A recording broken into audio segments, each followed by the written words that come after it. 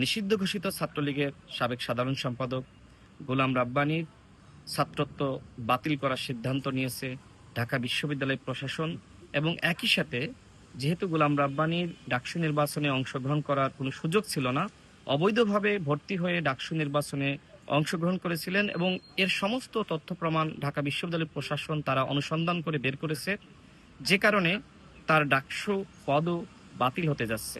আমি ঢাকা বিশ্ববিদ্যালয় প্রশাসনকে ধন্যবাদ জানাচ্ছি যে তারা দীর্ঘ সময় পরে হলেও তারা একটি ন্যায় বিচার নিশ্চিত করতে যাচ্ছে। শুধুমাত্র আমার জন্যই আমি আবেদন করিনি, মূলত ছাত্রলীগের যারা অবৈধভাবে ভর্তি হয়ে নির্বাচনে অংশ নিয়েছিল তাদের ডাকসু পদ যাতে করে বাতিল করা হয় সেজন্য আমি আবেদন করেছিলাম।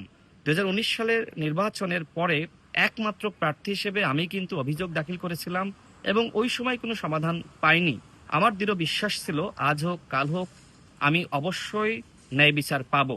ডাকসু নির্বাচনে গোলাম রাব্বানীকে কোনোভাবেই শিক্ষার্থীরা ভোট দিয়ে নির্বাচিত করেনি এবং নির্বাচন করার কোনো কারণই ছিল না।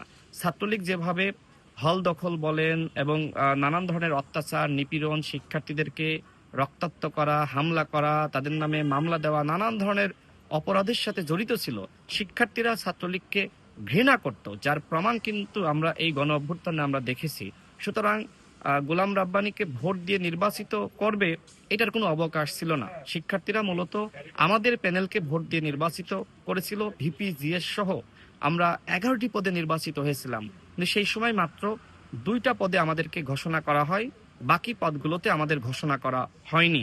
আমি আশাবাদী ঢাকা বিশ্ববিদ্যালয় প্রশাসন তারা একটি সঠিক সিদ্ধান্ত নিবে এবং আমরা যারা ভুক্তভোগী ছিলাম আমাদের ক্ষেত্রে তারা ন্যায় বিচার নিশ্চিত করবে। আমি ঢাকা বিশ্ববিদ্যালয় গঠিত যে তদন্ত কমিটি, আমি সেই কমিটিকে ধন্যবাদ জানাচ্ছি যে আমি যে অভিযোগ করেছিলাম তারা আমার অভিযোগটিকে তারা গুরুত্বের সহিত নিয়েছেন এবং তারা যথাযথভাবে তদন্ত করে তারা সিন্ডিকেট মিটিংয়ে সেটি উত্থাপন করেছেন।